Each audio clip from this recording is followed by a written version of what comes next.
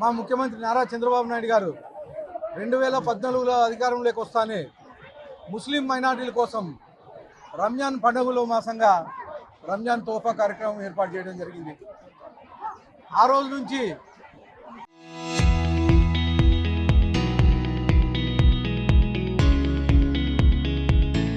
ఐదేళ్లు కంటిన్యూగా రంజాన్ తోఫా మా తెలుగుదేశం ప్రభుత్వంలో ఇస్తే 2019లో జగన్మోహన్ రెడ్డి వచ్చిన తర్వాత మా ముఖ్యమంత్రి నారా చంద్రబాబు నాయుడు గారు ప్రవేశపెట్టారని చెప్పేసి రంజాన్ తోఫాని రద్దు చేయడం జరిగింది.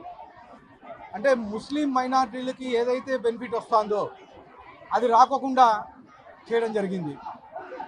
అంటే కేవలం మా ముఖ్యమంత్రి నారా చంద్రబాబు నాయుడు గారు ప్రవేశపెట్టారని అనేకమైన పథకాలు ముస్లిం మైనారిటీలకు రాకుండా చేయడం జరిగింది.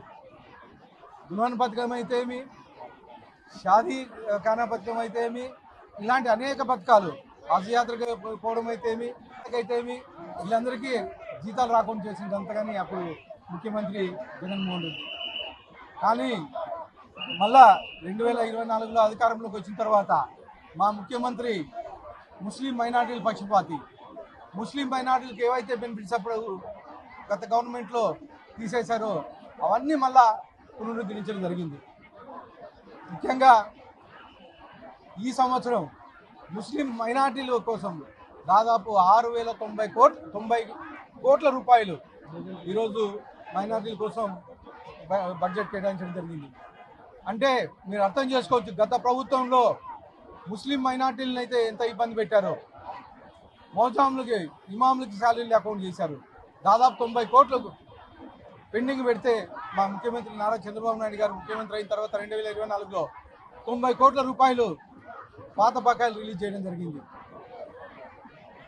అవే కాకోకుండా రంజాన్ కానుక కానీ వచ్చే సంవత్సరం నుంచి, రంజాన్ తోఫా కానీ వచ్చే సంవత్సరం నుంచి పునరుద్ధరిస్తామని చెప్పేసి తెలియజేసుకున్నాను.